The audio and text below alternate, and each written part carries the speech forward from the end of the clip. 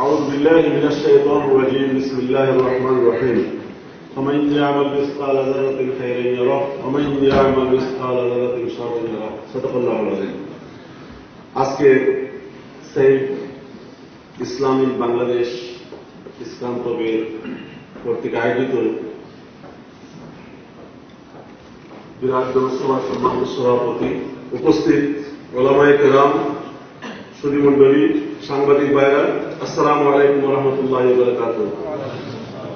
আমরা আল্লাহ রাব্বুল আলামিনের অশেষ শুকরিয়া আদায় করছি যে মহান আল্লাহ রাব্বুল আলামিন আমাদের প্রিয় মাতৃভূমি জন্মস্থানের যে ধরনের নাস্তিকতাবাদী চক্র শুরু হয়েছে তার প্রতিবাদে আমরা এখানে এসে জোহরের নামাজের পরে আবারও এই প্রোগ্রামে শরীক হতে পেরেছি।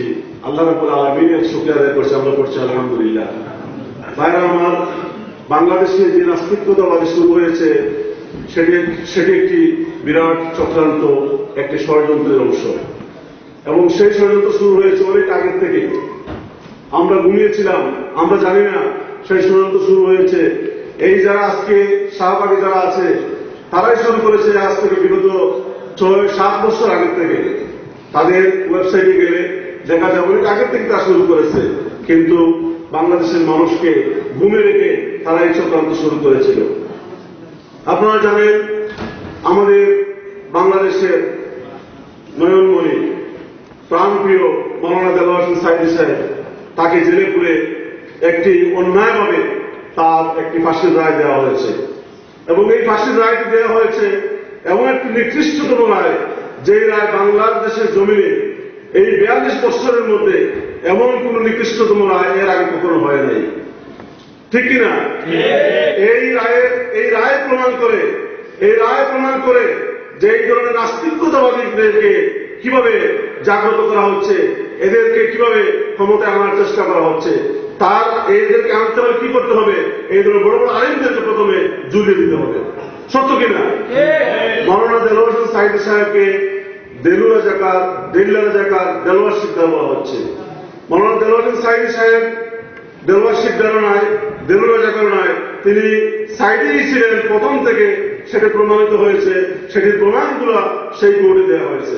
আপনারা জানেন স্কাইপ স্ক্যান্ডালের মাধ্যমে নিজামুল হক নাসির বলেছিলেন এটি একটি নাটক, এবং এই নাটকের অভিনয় আমরা করতেছি, এবং সেখানে বলেছিলেন দেলোয়ার হোসেন সাঈদীকে তারা ফাঁসি দিতে চায়, কিন্তু সরকার পাগল হয়ে গেছে ফাঁসি দেওয়ার জন্য, তাকে তো ফাঁসি দেওয়া সম্ভব হবে না, যেহেতু তার মামলাটি হচ্ছে একটি গ্রাম্য সালিসের মতো।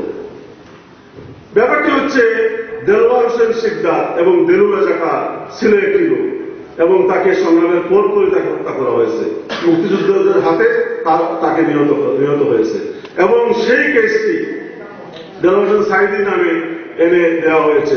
আপনারা জানেন 1945 সালে দেলোয়ার হোসেন সাঈদী সাহেবের বোনের বিবাহ হয়েছে, তার বাপের নাম ছিল ইউসুফ সাঈদী।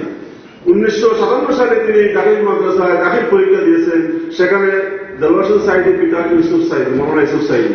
1960 সালে তিনি আলিম পরীক্ষা দিয়েছেন, সেখানে সার্টিফিকেটে হয়েছে দেলোয়ার হোসেন সাঈদী পিতা ইউসুফ সাঈদী। তাহলে দেলোয়ার শিকদার থেকে আসলো। এখন যেই দুইটি মামলাগুলিকে ফাঁসি দেওয়া হয়েছে, সেই দুইটি রায় কি আপনারা জানেন কেন ফাঁসি দেওয়া হয়েছে? আমি এই দুইটি বিষয় আপনাদেরকে বলবো, তারপর আমি বক্তব্য শেষ করবো। দুইটা রায় আমরা অনেকেই জানি না কেন ফাঁসি দেওয়া হয়েছে। একটি হচ্ছে ইব্রাহিম কুট্টিকে তিনি হত্যা করেছেন, আমরা পড়ি নাউজুবিল্লাহ। ইব্রাহিম কুট্টিকে মাওলানা দেলোয়ার হোসেন সাঈদী সাহেব হত্যা করেননি, আমরা বলতেছি আমার বাড়ি ছিলেন, উনার বাড়ি ফিরোজপুর, আমি জানলাম কেমনে? ইব্রাহিম কুট্টির বিবি, ইব্রাহিম কুট্টির স্ত্রী, তাই একটা মামলা করছিলাম 72 সাল, 1972 সাল 16 জুলাই তাই একটা মামলা করছিল ইব্রাহিম কুট্টির বউয়ে। তাই কেন তাই 12-13 জন আসামির নাম দিয়েছেন, দেলোয়ার হোসেন সাঈদীর নাম এখানে আসেন না, দেলু শিকদারের নামও সেখানে আসেন না। এখন এই কেস ইব্রাহিম কুট্টির বউরে আনছেন না, ইব্রাহিম কুট্টির ছেলেরে আনছেন না, বাইরে বিরাটের রক্ত ফেউরে আনছেন না, আমি মিথ্যা সাক্ষী দেওয়া তাই একটা রায় করে গেছেন। আর প্রসিকিউশন এখানে করছে কিনা একটা মিনিট আমি ঘটনাটা কইলে শেষ করি। সাঈদী সাহেব বিষয়টা জানা থাকা দরকার, আমরা সবাই ঠিক আছে। ইব্রাহিম কুট্টির যে কেসটা বউয়ে দিচ্ছিল 8 মে ইব্রাহিম কুট্টিরে মারাও বাঁচন পাকিস্তানের সৈন্যবাহিনী, আর 12 জন বাংলাদেশি মানুষ, তার নামও আছে আর তারা পিতার নামও আছে। সাঈদী সাহেবের নাম কেন আসেন না?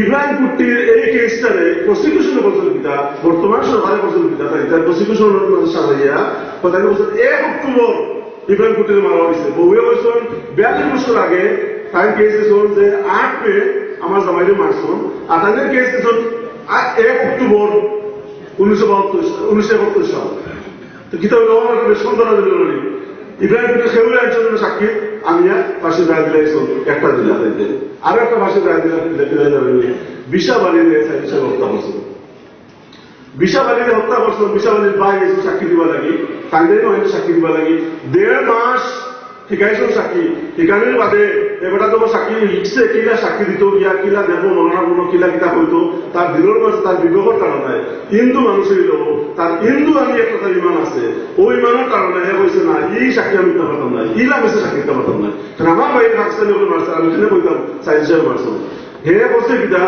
বুঝাইয়া বুঝিয়ে কোন রকম ওখান থেকে বাদ গিয়ে একটা বাড়াই যাচ্ছে 1.5 মাস টাকার বাদে তারা সেই সময় টাকার বাদে বাড়ি যখন আইসে তারা বাড়ি থেকে যাইছে তার একটা কেস দিছে একটা জিডি দেওয়া হয়েছে তার উপরে দেওয়াইয়া তারা 6 মাস বাদে 7 মাস হতে একটা ইবার সাক্ষী সত্য সাক্ষী দিওয়ালে যখন কোর্ট গেছে তারা কোর্টের সামনে থেকে দৌড়িয়ে তারা লুকাই গেছে 4 মাস ধরে তার বউও বাইরে না বাচ্চা তো বাইরে না তারা ও কেস তো সাইন্সের পাশে দেওয়া হয়েছে 30টা কেস দেওয়া হয়েছে 20টা কেস তারা ট্রায়াল করছে 19টা কেসে যে করছে 8টা কেসের শাস্তি দিয়া সম্পূর্ণ মিথ্যা ইতিহাসের নিকৃষ্টতম মিথ্যা একটা কেস একটা কন্ট্রোভার্সিয়াল কোর্ট তৈরি করিয়া নাটক সাজাইয়া বাংলাদেশও সাইদি সবক একটা রায় দেওয়া হয়েছে ফাঁসির রায় হয়েছে শুধু ফাঁসির রায় শোনার বাদে বাংলাদেশের জনগণ আপামর জনসাধারণ তারা রাস্তায় বার হয়ে গেছে লাঠি ছোটা নিয়ে মেরু হলাম আমরা এটা খোয়া লাগে না দেশ নেই কিন্তু এই ফাঁসির রায় যদি বাংলাদেশে কার্যকর করা হয় করতে পারে বাংলাদেশের হাজার হাজার জনগণ রাস্তায় বেরিয়ে আসবে ইনশাআল্লাহ